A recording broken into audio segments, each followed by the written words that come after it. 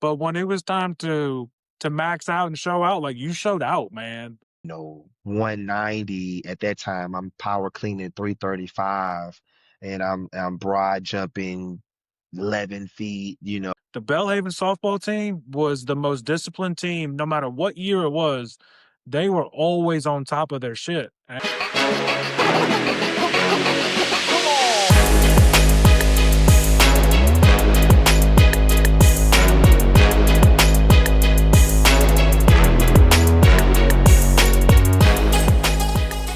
Welcome back to another Shift Change podcast. Today, I got an awesome friend, former teammate, colleague of mine, Will Triplett. Will is a sports performance. He's over the coaches in the sports performance field now. Trip played ball at Belhaven, was where we first met. He then became a graduate assistant under us in the weight room, and now he's thriving. Trip's one of those guys that's always been hungry to learn more and better himself. So if you would, Trips, go ahead and tell the people a little bit about yourself, kind of like what we was just talking about, where Yeah. you from, what you did, where you at now. Well, yep. As Coach said, my name is Will Triplett. I'm originally from Laurel, Mississippi. Uh, Played football, high school, junior college. I also finished my career at Belhaven University. From there, I got into graduate assistant. Got an opportunity to learn a lot. From there, I went to the private sector and was at D1 for a long time, about 5, 6 years. While I was there, I worked my way up from an intern to a full-time employee into the head coaching role position. Simultaneously, I also coached in high school as well, so I was doing some sports performance coaching as well. Football has always been my passion, so I got an opportunity to coach football for Murrah High School as well. Um, Not too long after that, around 2019, going into 2020, I got an opportunity to be the general manager of a small private facility ran by Ladarius Webb, former Baltimore Raven. We opened that up, and it was very popular. We did a great job. A month after our grand opening, COVID happened, so that was that. We were having to slow down a little bit, but we became very popular with a lot of the local talent, a lot of local football players. They had nowhere to go, so within the rules and regulations of what we could do, we will train those guys. We will be outside a few days, and we were working a lot of smaller groups because they couldn't go anywhere. They couldn't be in school. So Sure. did that for about a year. Then I had a career change. I went to the more clinical sector. I was working at a functional medicine clinic as a supplements manager. That was very different. I But could it was imagine. very, very different. So go from standing up, yelling, screaming, blowing your whistle all day to sitting at a desk, working with clients and learning about supplements, learning about a lot of things that I did not know about supplements. So it was a great opportunity. I wasn't there long. I was there for maybe, I think just I finished my 90 days out, and then I got a call from Miami, Florida to come and be the strength and conditioning coach at Florida Memorial University. So I was there for 3 years, learned a lot, won a few championships, won some conference championships with the basketball teams. Got to travel and see a lot of things, got to be exposed to a lot of different cultures in South Florida. So also got promoted to be an athletic director. So I got to learn things from the administrative side, from the collegiate athletics sector. So it was great, man. And in January of this year, I decided to come a little bit closer to home. So that's what I did. I actually am in Louisiana at this time right now. So just still working in athletics, working in fitness, sports performance, just doing what I can uh, to help others. Man, that's awesome to hear. I know it's been a while since we've actually caught up, and I'm glad we're able to Um, I'm able to do the podcast, reconnect with some, former teammates and colleagues and whatnot. and just kind of hear y'all's story again. Because, the way it is after school or after, we change jobs or whatever, we try to stay up to speed on socials and whatnot, but you don't really know what people are doing, what they're performing, are they truly enjoying what they're doing or who they're helping? Right. So, man, it makes my heart happy to hear how much you've done since the Belhaven days. Um, Yeah.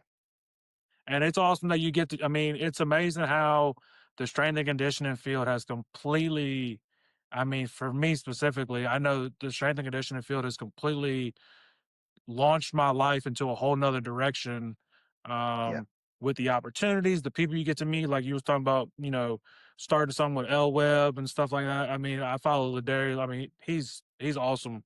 Yeah. Followed him when he was a Good player, but guy. especially now as a performance coach and things like that. It's awesome to see. Um, and then the people that we saw or we played with that either have furthered their careers in either as a coach or strength coach or in the NFL coaching. It's really really cool to see how we've all kind of branched out, but still done really special things in the communities. Yeah, for sure. For sure. So for y'all that don't know, Trip played football, and I'll be honest, you were probably one of the most underrated and most sneaky athletes, bro.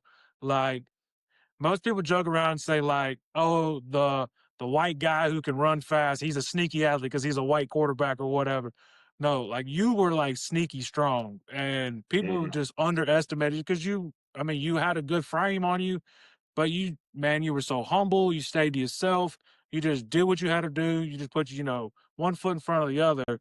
But when it was time to max out and show out, like you showed out, man. Like every single metric there was, you performed, and it was awesome to always see what you could do, especially like in the Olympic lifts and stuff like that. Like you were always amazing to me as a young athlete who had so much talent, and you knew some things and you were so willing to learn because you knew your raw athleticism and potential. Yeah, for sure. And I just attest a lot of that to just my coaches. I've always been a coachable person, even to this day. Like you said, I'm still willing to learn. I want to learn more, and I don't want to be the smartest person in the room. And I'm very competitive. So when we were those max out days, there were days I knew, okay, this is my day, this is my time. And we were a smaller school, but we had so much talent, and there were no times where we had to just take a day off, and I didn't want to take a day off. So, and I loved it. I loved those days where we would get after those summer workouts, just the grind of it all, because I knew what that would lead to. I knew hey, this is the work we got to do to get to this finish line. And that's what made me want to become a sports performance coach, a strength and conditioning coach, a coach, period.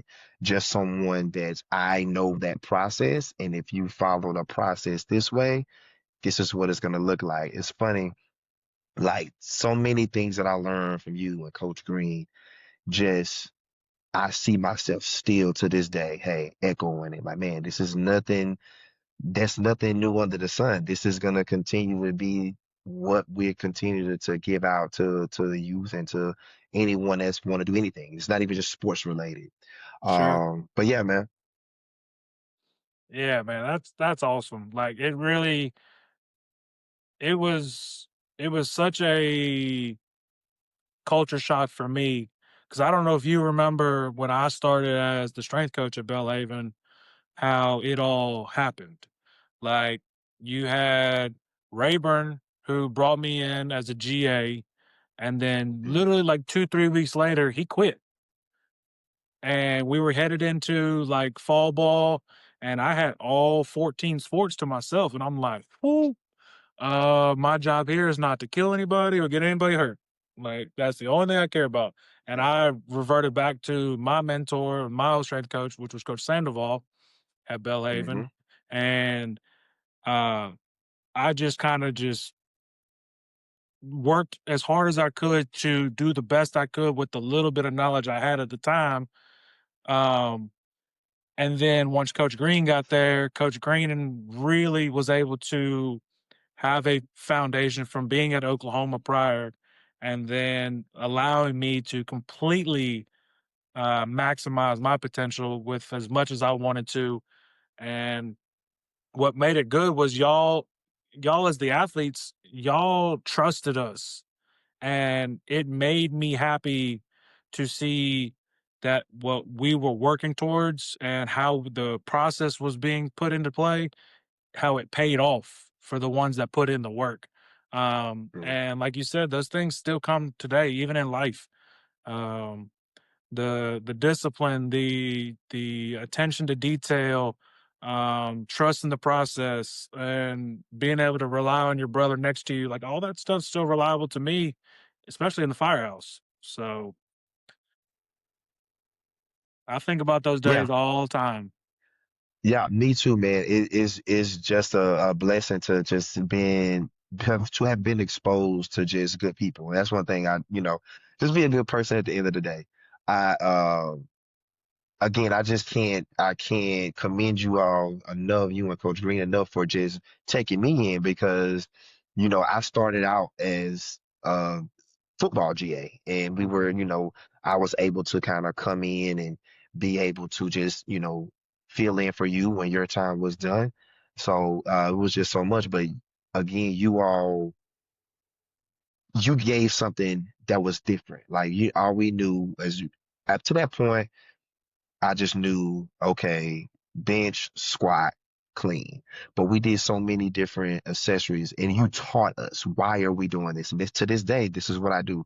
When I'm demonstrating a lift or when I'm going over a program, hey, look, this is why we're doing this. So this is what you need to do. This is how you need to approach these exercises. This is what we're gonna get out of this. And I think that's needed. And I think most times in the workforce, that's how it is. Hey, I'm a big, hey, what do you need from me to be successful type of person, in a Hmm. leadership role. So, and I know in the strength and conditioning coaches, you kind of take a lot of that out of it. Like, hey, this is what I need for you to do for you to be successful. So Yeah. it's kind of hand in hand on when it comes to those things. So, but no, I can't those days you reminiscing now and we could talk for hours about just the workouts, the practices, just the different things we experience in just that small, time frame. Yeah, for sure. Yeah, I yeah. mean, there's moments I think back to, like, it was it was such a opportunity for me to research and learn from others, because it was kind of that weird transition of, you had your old school strength and conditioning, you had your coaches who didn't believe in strength and conditioning, or just thought it was your old school bodybuilding type of Yeah. workouts, which you had to obviously show that you understood the science and the kinesiology and all that stuff behind why these programs and these movements work.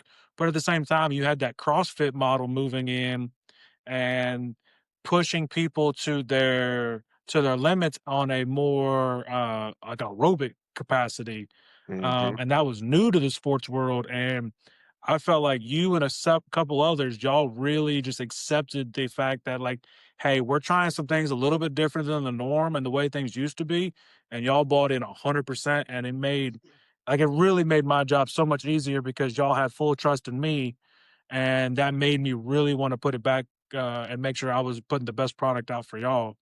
Um, so And I can say this, you might have been a little bit ahead of your time because, like you said, the buy-in, it was something different. But I think a lot of us saw it as challenges and a good challenge at the end of the day. The first time I was exposed to a true power clean was in junior college. And the way we did it, it was just so hardcore. Like the weight room we were in was so small, but it was so structured. And by no means was my coach was a good coach, but in JUCO you got a small staff.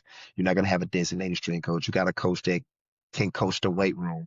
But the way he taught us those Olympic lifts, um, was beneficial. So a lot of things when I came to you all, the movement and the muscle memory was similar. You For know, sure. it just fell in. But one thing we never talked about when I was um in that JUCO setting was, hey, triple extension, hey, big jump, big shrug, make sure we're pulling here, drop under that bar, catch.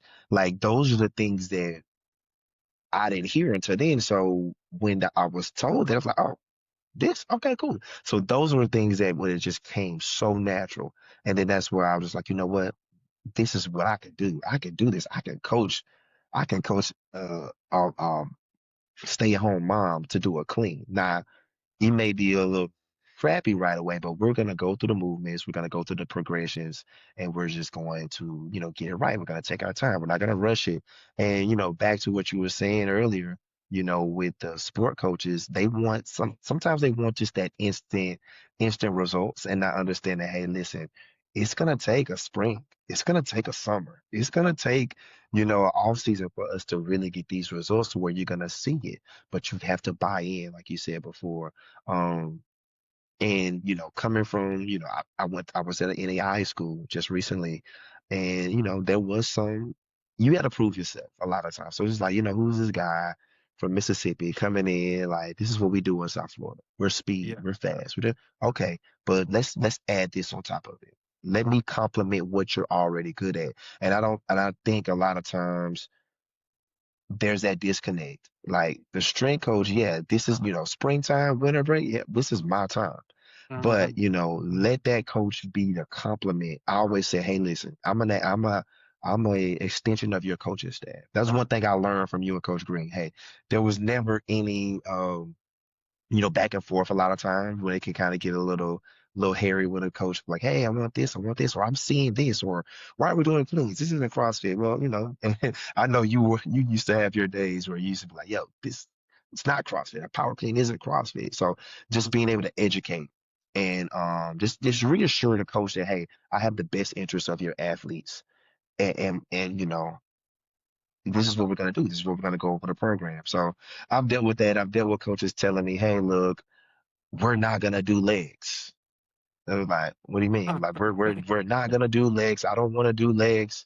This is what we're gonna do. Like, okay, well, and I would think about Coach Green. What I would say, hey, but first time you run up a hill on your hands, then let me know. But until then, we're gonna do we're gonna do legs. So Yeah. um, but just believing in your philosophies and being able to adapt. I think that's the biggest thing in every aspect of life. Just being able to adapt and hold on to your foundation, like you mentioned before. Like, hey, you set the foundation for yourself, but sometimes you may, have some more building blocks you may add. The way I program now is not the way I programmed 10 years ago. Now there are still some of Sure. the same foundation, but hey, I look at things a lot different. Like, man, okay, well, what if we're doing this or this way? What if I just added this, or you know, how when in this phase or in this cycle, what if I could try this or just see this thing? Because too, l- athletes are different.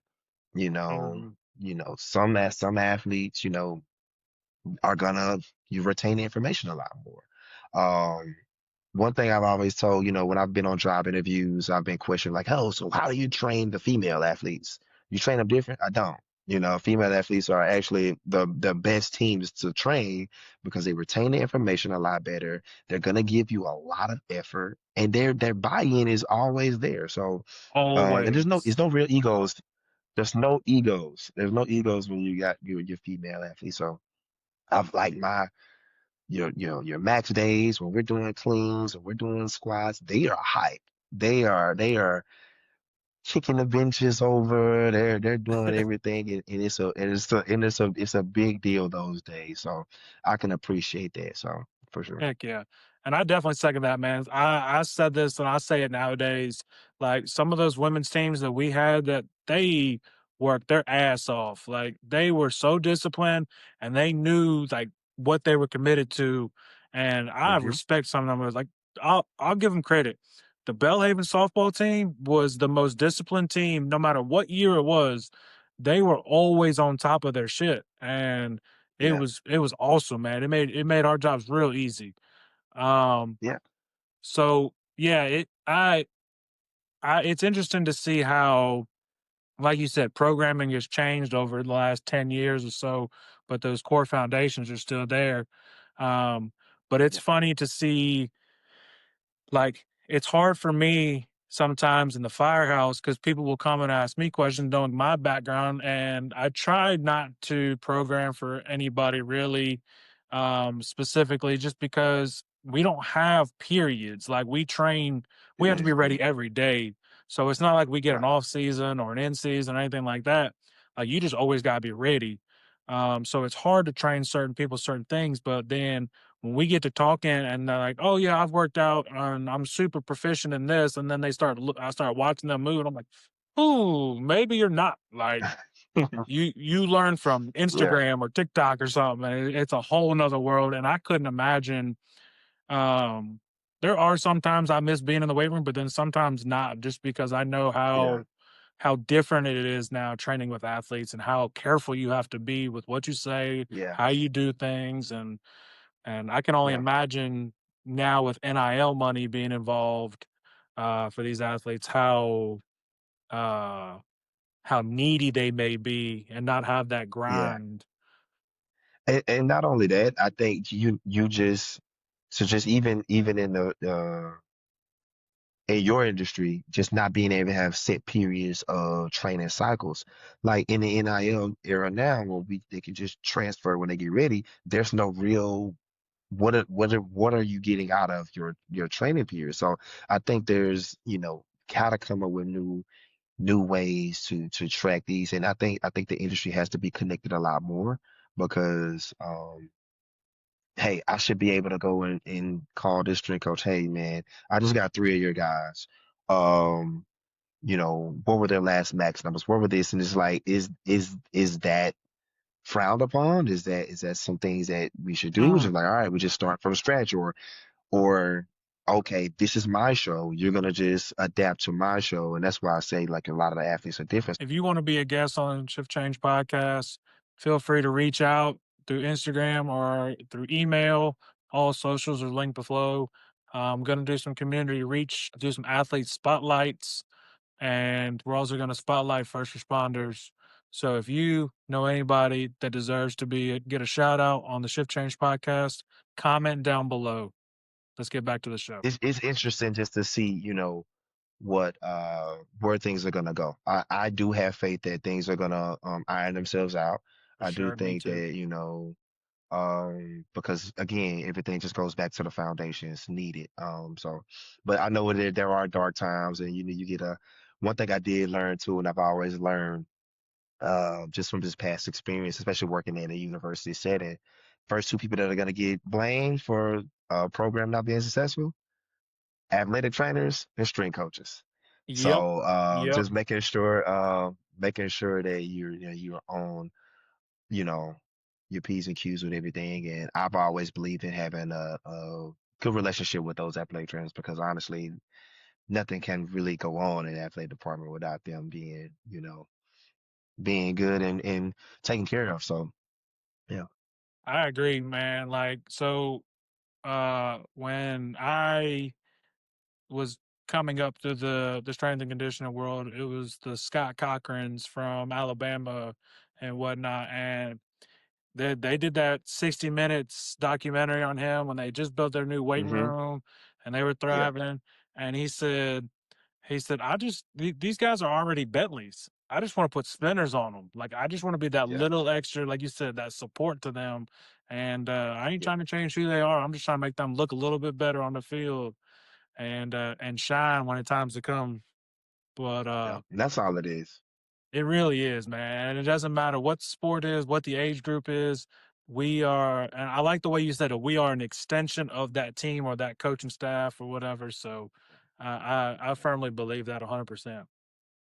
Um, Yeah, I had to learn that just taking my ego out of it and not make it about me because a lot of times then you're not a team player, and I learned that not being a team player does not win.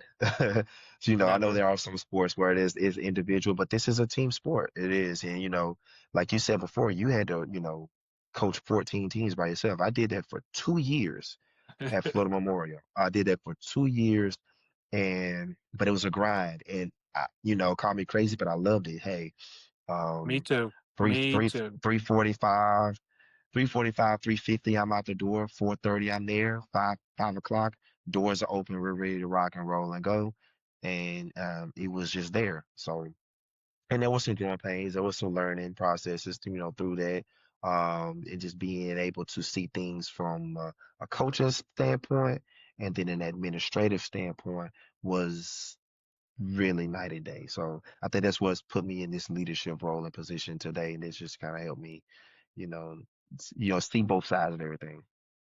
That's awesome. That's awesome to hear. So yeah, so we've talked about our current status and the little bit of glory days of strength and conditioning. Um, Yeah, let's go back to playing days. I mean, yeah. um, do you have any mentors or players that you looked up to model your game after? And then also, whether it was JUCO or Belhaven or anywhere else, like, did you have like your like welcome to the league type moment that you remember that stands out? Yeah, for sure. As far as mentors go, I've always looked up to coaches. Coach Milton Smith, he was my high school coach. Coach Kevin Line, he was our high school coach. Unfortunately, he passed away during our football season. My 10th grade year. That was a big blow to us. So he was actually our strength and conditioning coach as well. So he's another big pillar that kind of, helped me decide, hey, this is the career path I wanted to take.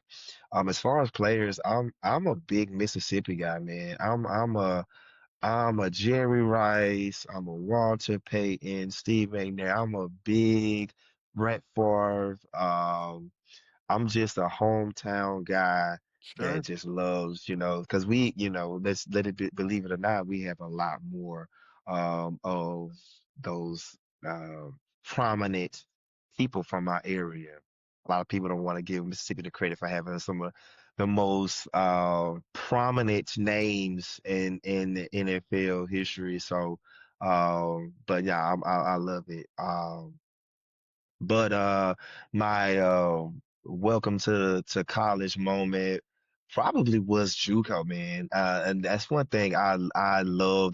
That's one of the main things I've always stood on, and I'm proud of that. I am a Mississippi JUCO product, not just a JUCO product. I'm a Mississippi JUCO product. There's a Yeah, difference. definitely a I went difference. to And I've talked Southwest. about that in the past. Like, me too. I'm Yeah. with So, man, it's just the urgency, the sense of urgency, the whole process of I have you for 2 years at the time. You only have a person for 2 years, and then I need you out because the next person's gonna come. So, hey, I got you for 2 years. You gotta go. It's up to you where you go after that.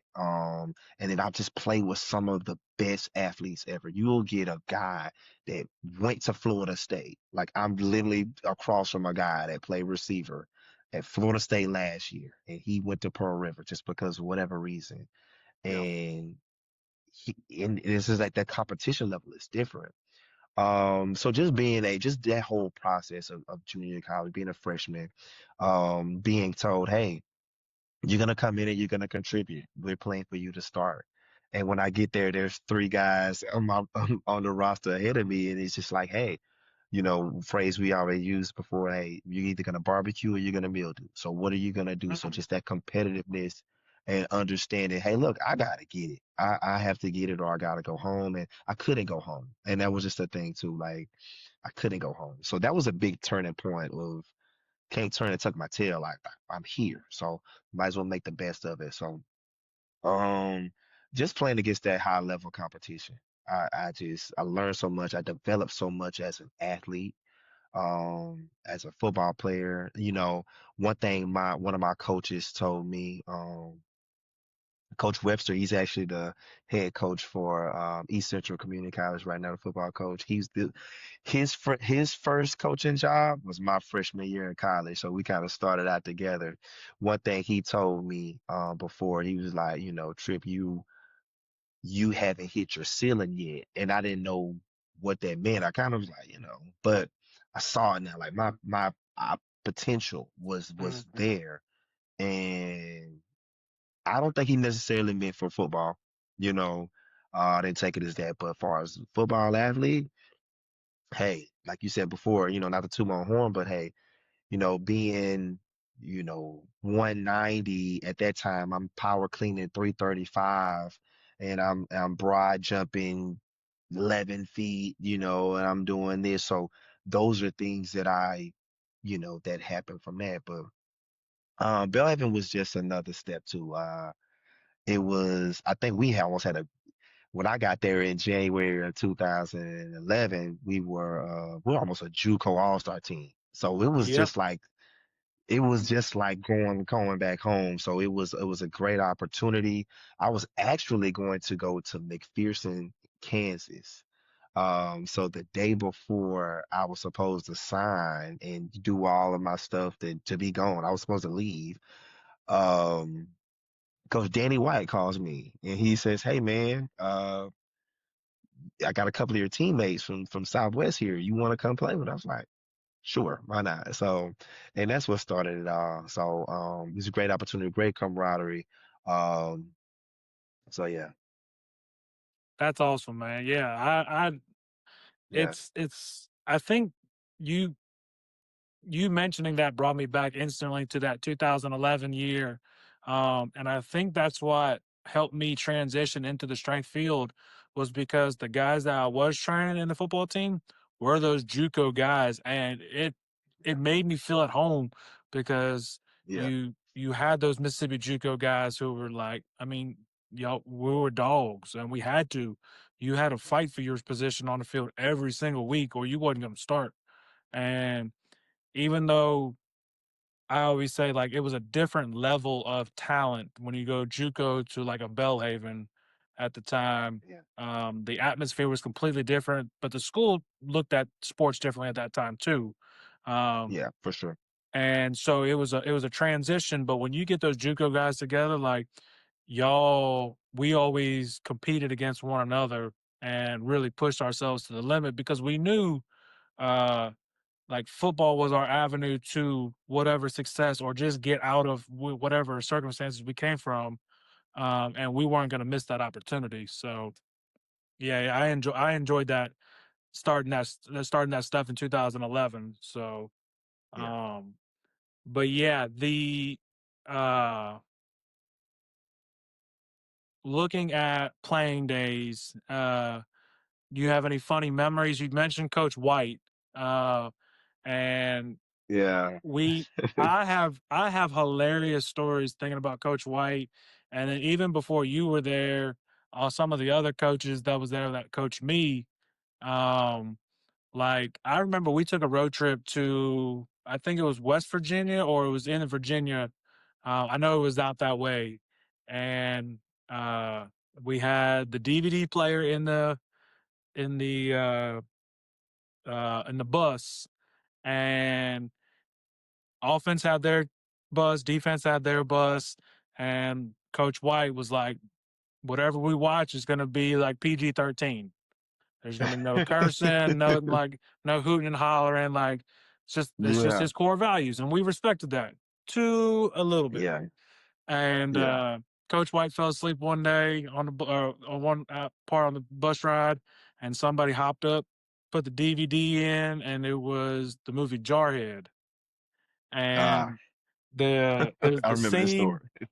the scene when Jamie Foxx is in looking for Jake Gyllenhaal, and he goes, the Bible says thou shalt not kill. I say fuck that shit. Coach White jumped up so fast and ejected that DVD, and we watched nothing for the last like 4 hours. It was Yeah, man. hilarious, but he lost it, man. He was like, "What are y'all doing? We need to put some different Yo, movies on." I'm like, "Oof." We almost got away yo, with it, one but one story. I got Coach White stories for days, but one thing about him, he was who he was. He was never going to compromise his beliefs or anything for anyone. I got a DVD story when I was a GA, my first year as a GA for football.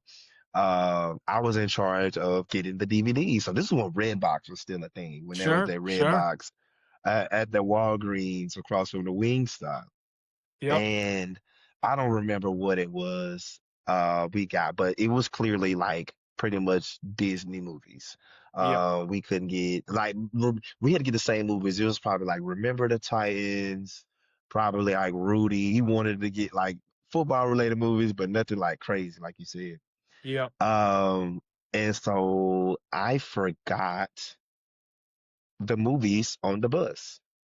So we were going, so we had that was like a away game, and then we had maybe like a couple of home games after that.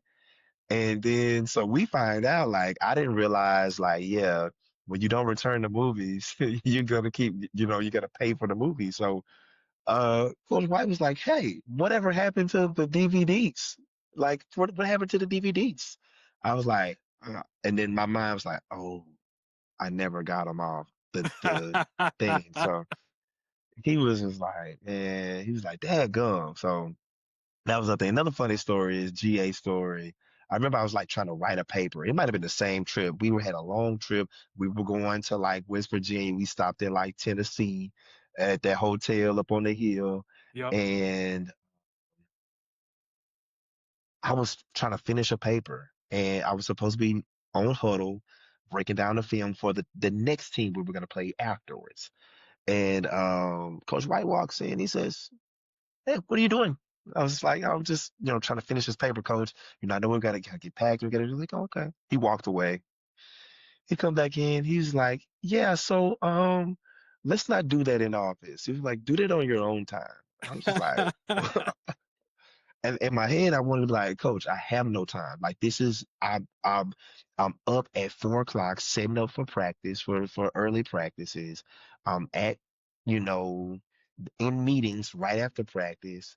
Um, then we got, team meetings, film meetings. We got all this stuff, and then I was still coming in the weight room just to observe and doing this and that. And I was like, I didn't have any time. He was like, hey, he's like, I don't care. I don't care. Get it done on your own time. I was like, so, but I get it, and again, those were lessons I had to learn, and those are things that I still to this day take with me. And hey, do it on my own time, all right, and just so I get it, you know all those things he's preparing me for. And it's like now I see, I I don't have GAs anymore because it's like they don't listen. So, but you'll get a good intern every now and then that kind of wants to learn how to do stuff, but not really like they're not for the early morning stuff. And I'm just like, well, this is not for you. Yep. Yeah, It's man. the same stuff at the firehouse, man. Like we'll get a new guy in, and like if our probie is green, which means they know nothing, they're completely off the street, no Yeah, fire background, no EMS background, and we we hold their hand essentially and show them the ropes and get them prepared to what they can do before they go to the academy and get certified.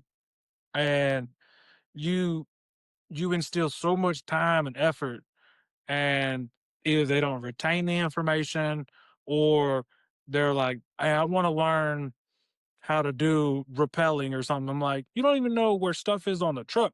Like, how am I supposed to rely on you to go get an axe if you don't know where the axe compartment is? Or you yeah, have your air packs and you don't know how much air your pack holds and stuff like that. Like, how about we just slow it down a little bit and you just focus on the things that are important rather than looking at, wanting to do the big glamorous fun stuff. And right, right. it's like those things that we learn. We pick and choose little things that we remember from the different coaches, different players, mentors, and it definitely has molded us into who we are nowadays for sure. Yeah, yeah, for sure. So let let's just kind of talk about what you do now. I know you're on the performance side. You're training athletes in the private sector, um, and this is kind of your avenue to give any shout outs. Talk about any of your brand stuff, Yeah, and potentially just more awareness of maybe the people who are watching who are looking for either their kids who potentially need a facility to train at, or what are the benefits of having your kid just have a regular gym membership versus a performance institute. yeah. So Yeah, I'll speak to that. And I know just there's so much information out there. Um, some good stuff, some stuff that can kind of be taken at face value and not really researched and understood. And then, just like we talked about earlier, just like the instant gratification, just the workouts and just the different things. And I think all of those things have a purpose, not to Yeah, knock any one thing. But I know a lot of people put a price on a product, and there's such a big difference between the private,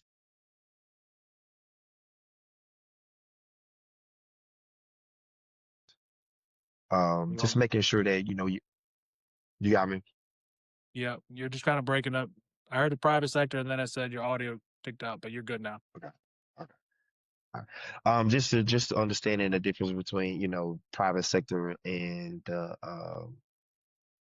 collegiate or any school setting or any weight room setting from a school. So just understanding that again, I believe that whatever I do in the private sector should be a supplement to whatever an athlete does, whether it's their team, their professional, or whether they're, a middle school athlete that just wants to be better at performance.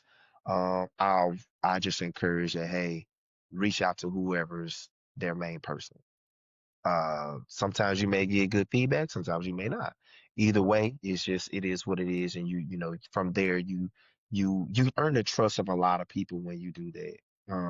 For sure. Uh, and then just the prices. So a lot of people, you when you're working in the private sector, things cost, and some people, determine their pricing based off of market value, as people say. But I do believe, hey, you know, we're gonna pay for the time of the trainer or the coach, or whatever you want to call it, but we're gonna make sure that you're still gonna get your results. Like this is gonna be result based training, and we're gonna make sure that it's catered to you and what you want, what you need.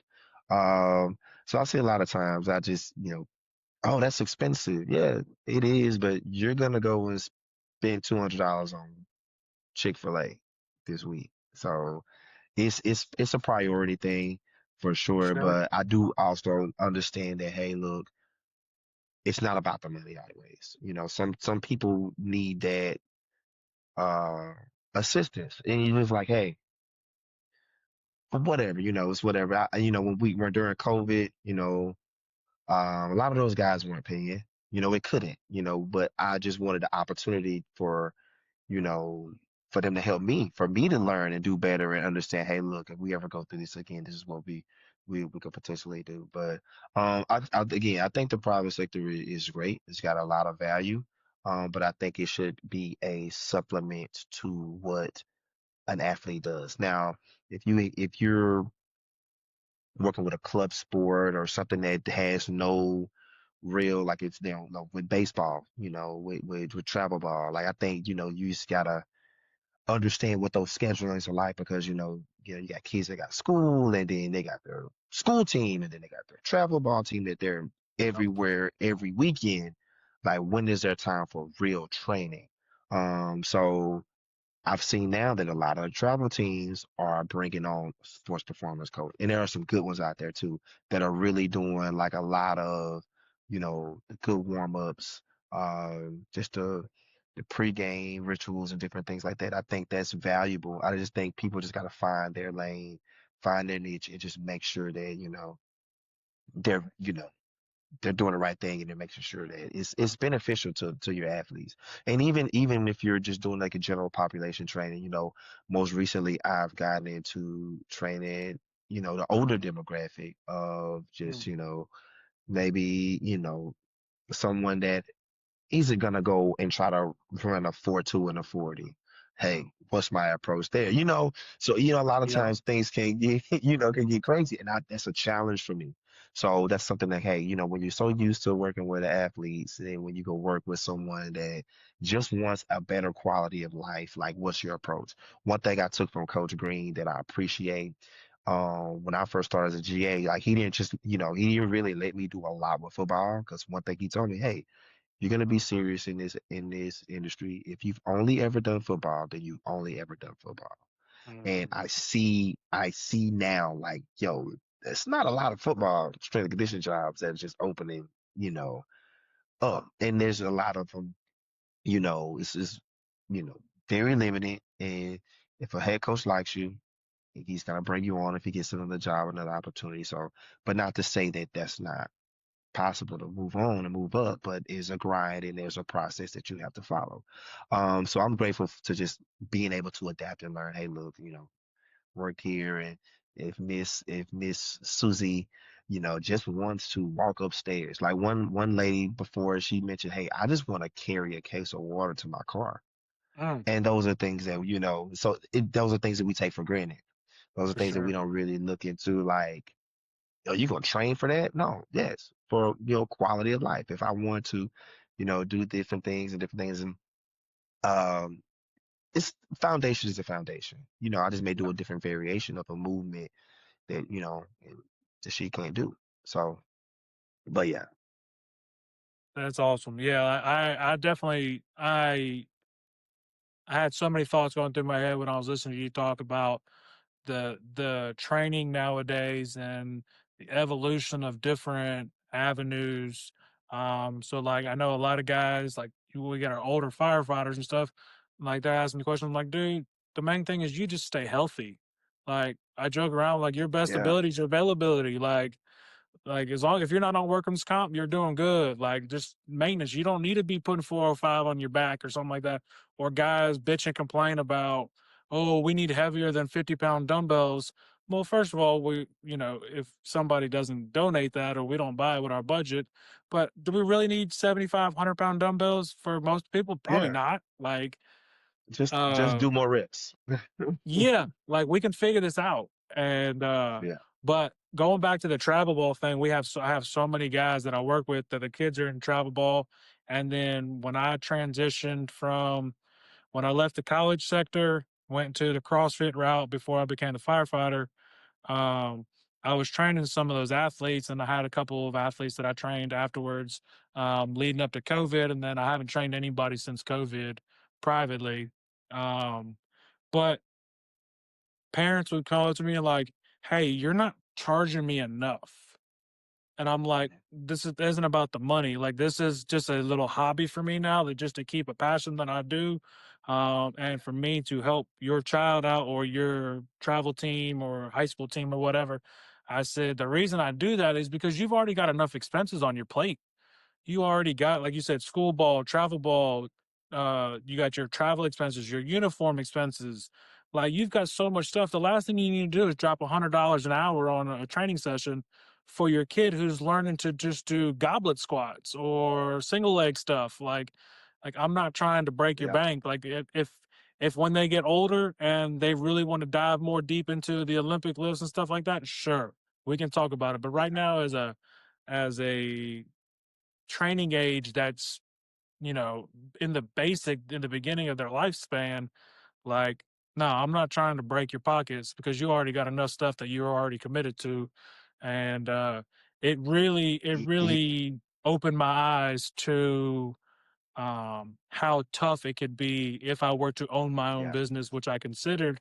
And yeah, like, how do you that's a tough thing to balance, and especially if yeah. you get that community of people who are like, you see so much potential in them if money wasn't an object or an issue. Hmm. And you're like, if you just had the resources, like you could be so good at what you're potentially trying to do. And that's the way I kind of looked at it after I left school. So, Yeah. No, I get it. And then, I'm a big go outside and play guy. Like, just go play, go climb a tree, go jump a fence. Like, those were things, ride a bike. Those are my training sessions. But, I do think that there are some things that some kids can have help with. Just coordination, being able to just do a little things. But I think that their seasons just go for so long that mhm. they need that supplement. They need that, okay, well, let's move a little bit like this. But I've never heard of a kid falling off a bike and just, not getting back up after a scrape knee, dust it off, and just keep it moving. I think that was just. I know times are different. I don't even see kids ride bikes anymore, but I'm a big just go outside and play. Yeah, I Yeah. think that's when you really can test your athleticism as a youth. I know if you would just find an empty field and all right, it's a football, let's go, or a pine cone or whatever we would find, and we would just play. So, and we would play Yeah. for hours. But that they, nowadays are different, and having someone qualified to just, show, hey, look, these are some movements you can do. And then even if we're just jumping, even if we're just, learning you know, how to running mechanics and just different things like that, that's valuable. So, yeah. For sure. I say it all the time, and I have turned down um people whose kids they want me to train, and they're like in that Hmm. 10 to 14-year-old range. Hmm. And the dad will be like, this is their only sport. I'm like, why? Like, Right. let them go play other sports. Let them go learn different Yeah. abilities, hand-eye coordination, Yeah. stuff like that. And they're like, nope, he's going to be a pitcher. I'm like, well, he's going to be burnt out by the time he gets to high school, or he's going to be injured. And they're like, "Well, that's your job." I'm like, "It's not. The seasons are too No. long. They don't get a break. They go from throwing a baseball to." I said, "Back in the day, we used to throw footballs, and then we would go to baseball season. If you played basketball, you played basketball, or you ran track, or you did Hmm. something different, and you changed up the way your body processed that Yep. grind. It wasn't the same Yep. monotonous thing over and over and over." And I've had parents get mad at me, and they're like, "Well, this is their future." I'm like, is it their future or is it your future? Like, I get it. You want to invest in your kids, but this kid's 10 years old and doesn't know how to walk with not being not kneed and pigeon toed and doesn't know how to land coming off a box without looking like they're going to tear their ACL or something. Like, Yo. let's get them walking properly and running properly before we talk about, how much can we increase their vertical. Yeah, and So, look, that's one thing too, just having realistic expectations with your training, like we talked about earlier, having an end goal, knowing what, the process is going to be, and having realistic expectations. So even if I'm training a kid twice a week, what are we getting? What are we doing? What are we yep, what are we doing? Are we testing? What are we testing? What are we looking for? What are their goals? And understanding again, hey, this kid is not gonna run a 4.3. He's 7. Like, yeah, what is he doing? Like, hey, let's make sure that he can let's make sure that he can, change directions properly. Let's make sure that he can just, again, walk and chew gum, you know. yeah, But again, I get that the era and the time is different. And I appreciate all of it. I can reminisce about, hey, look, this is what I did, and kind of look at things because when I've trained like the younger kids, we play games. Like we play tag. That was one thing I appreciated about Coach Green too. We would literally college athletes. We played games. We would play pick up the cone, and we would do different change of direction drills. But it was work. It was training, but it was a change of pace. Yeah, we yep. can put 500-600 pounds on our back and squat, but hey, look, let's move, let's change direction, let's compete. And just Let's those compete. days, Yep. to this day, I think the competition, the inner squad competition is very good, and that's why I think no, and I believe that the winter training, spring ball is so important. The off-season training. It's just so important. It's not even just football related. Any off-season training for any sport is that time when we can develop and build from what we need to do from the past season. Um, Yep. get your competitions in. You can really train hard. You can really train with a purpose, and see those results. So, yeah. Yep. So we'll kind of go. I got a question for you. So going back to playing days or as a GA, um, any funny teammates, any funny moments you remember during a game or during training or anything like that? Oh man. Yeah, I don't want to say them and incriminate nobody, but oh man, so You ain't gotta say no um names, but we can tell the stories, I guess. I'm gonna go back to JUCO, man, because JUCO was just so that was like the molding of a lot of where I am now. But I think it was my freshman year. We were getting toward the end of the season, and we had a coach. Um, he was very intense. Perfect was not perfect for him. And we Mm-hmm. were always a middle of the road team. Like we had to play Pearl River. We played, Gulf Coast and Jones. Like those teams were always ranked nationally. Those teams had always had a Florida transfer, a Alabama, guy that signed with Bama but might not have had the grades, so he had to go to JUCO first. So we're playing against that competition, and he didn't care. He did not care. He coached us hard. He's always tell us, hey, if you can play for me, you can play for anybody in the country. And Mm. I believe that. So this day in particular, it was so the way this facility was set up, we had a track around our field. We were grass, the field was grass, but we never practiced on the game field. We had like we called it Bear Hill. We were the Bears. We called it Bear Hill. So it was like a little hike, and it was behind the visiting stands. That was our practice fields. Yeah. Probably two and a half football fields, you know. Uh, so we were, it was a hard day. It was a change of weather was changing, it was getting a little cooler. So it's getting dark a lot earlier, and dinner started at 5. So we were having a rough day. I don't know who we were playing that week, but it was rough. And so he just kind of let us go in, and one of our teammates was making fun of him. He was kind of acting like it. So this coach in particular loved up downs. So he was like, yeah, so we were just, do constant up downs. So this guy was mocking him. And, we were kind of like, laughing. But this was something we did every day. It was Yep. nothing new out of the ordinary. This day in particular, like we could come into our locker room from the field. Our coach never walked through the locker room. He would always walk around the building and walk through the front because his office is right up front. Okay. This day in particular, I guess he heard the commotion and he saw us, getting after it, laughing. And so the guy that was making fun of him, his back was turned. Coach was just standing at the door looking like the Undertaker. And he just shook his head.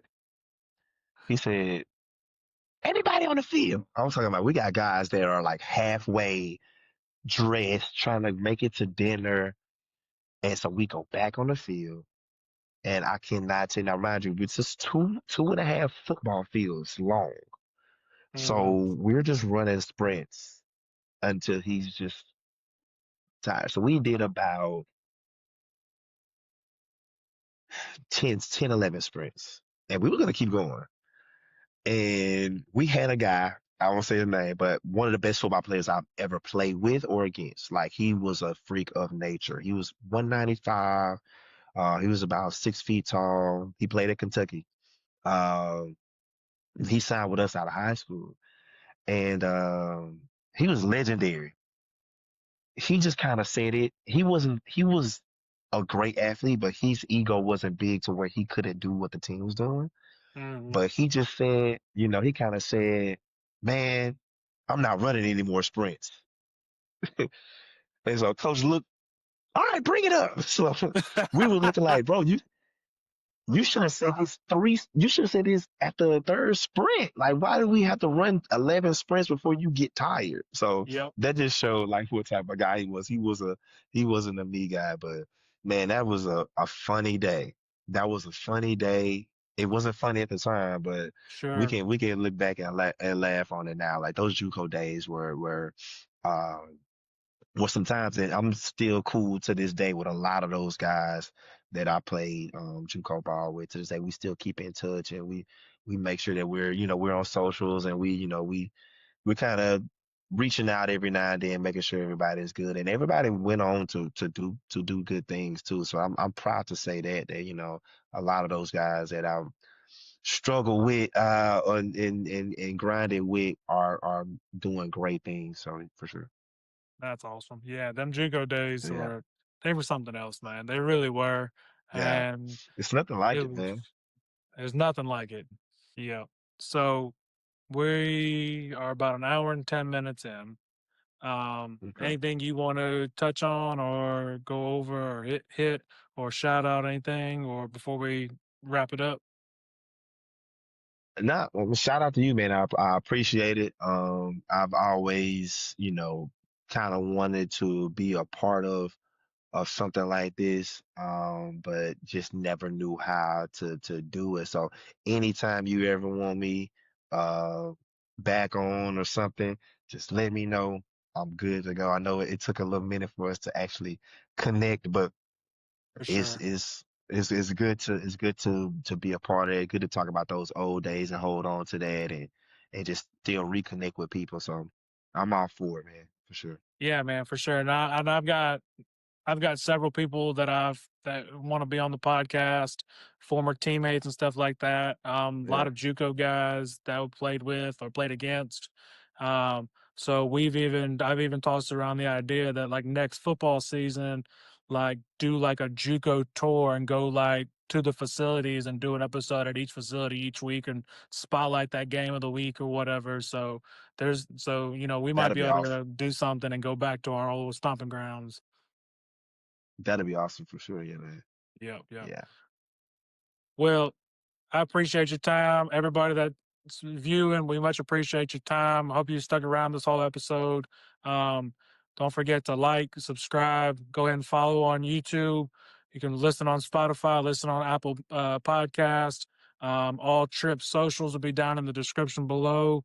And also remember, if you want to be a guest or you know somebody that wants to be a guest, comment down below. Or if you have a funny Jico story, comment down below. I want to hear them. I want to communicate and see, get to know y'all that are watching. And then, as always, um, at the end of the day, everybody goes home and everybody comes back. Be the reason somebody shows up to their next shift. This is shift change.